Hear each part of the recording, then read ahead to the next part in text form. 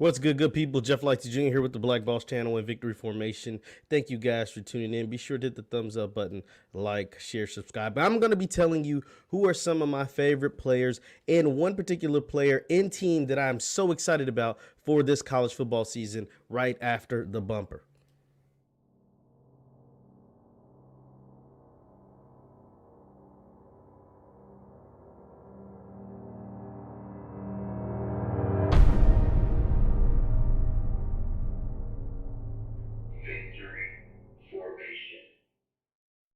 What's good people? Jeff Lighty Jr. here with the Black Boss channel and Victory Formation. Thank you guys for tuning in. Be sure to hit the thumbs up button, like, share, subscribe. Now, college football is here. We get the kickoff. We had the week 0 last week, headlined by Alcorn State taking on NCCU, North Carolina Central, and North Carolina Central coming out with the big victory on College Game Day, all the good stuff, ESPN, all that stuff for a great big-time HBCU matchup. You guys know my favorite team I'm going to watch. The team to look for and to watch this season is the Jackson State Tigers. Now, Coach Prime, Deion Sanders, they take on FAMU this weekend in a Sunday night Orange Blossom Classic. That is a game that is going to be must-see TV, just like the documentary that has been playing all week for Jackson State on Barstool Sports. Deion, Coach Prime, the documentary is titled, or docu-series is called Coach Prime. It talks about his first spring season. He doesn't call it his first real season, but it was a spring season nonetheless that he had as the head coach of the Jackson State Tigers. And in the documentary, one thing I love about this documentary is that it's so bluntly honest, right? Coach Prime made no exceptions to any of his players. He says, yo, we are looking to replace you. By the fall, you're starting right now, but by the fall, there's going to be guys that are better than you that are coming into this program. And now we finally get a chance to see those guys he was telling his current team about during the spring. This fall, he said he replaced 85% of his roster. 85% of his roster. Half the roster that will be playing on Sunday against FAMU either wasn't on the team, most of them weren't on the team, and the other part were on the team. They weren't eligible to play because they played during the fall. They couldn't play during the spring season because they played during the fall either in high school or at another college. This is going to be interesting because you guys know Jackson State is the talk of the town. Jackson State is the talk of the SWAC. Deion Sanders, Coach Prime, and Jackson State are what the people want to see. But FAMU's new to the SWAC, and FAMU has got a ball club. FAMU is predicted to win the SWAC by a lot of people. Now, I like Jackson State, and I like Coach Prime, and I like what they got. But those boys over there at Alabama A&M with Aquil Carr, I think, is an NFL player. I'm going to just be honest. At the quarterback position, I think Aquil Carr could actually play in the NFL. So that's why I like Alabama A&M. They won the spring championship. They're coming back for vengeance in the fall. Alcorn were the last fall SWAC champions, but they didn't participate in the spring. They got a slow start. NCCU didn't play in the spring either, so they both were really rusty, and it was a kind of sloppy game. But you can tell Alcorn, I think it'll be better down the line, and NCCU's in the MEAC, so it won't affect their conference standings as far as losing their first game of the season in that MEAC SWAC challenge.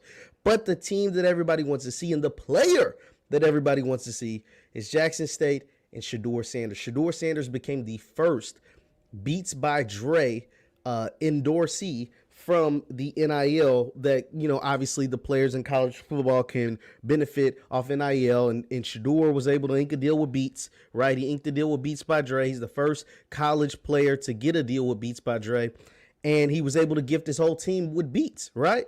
So Jackson State is making this a spectacle. Jackson State, first of all, it's the Orange Blossom Classic.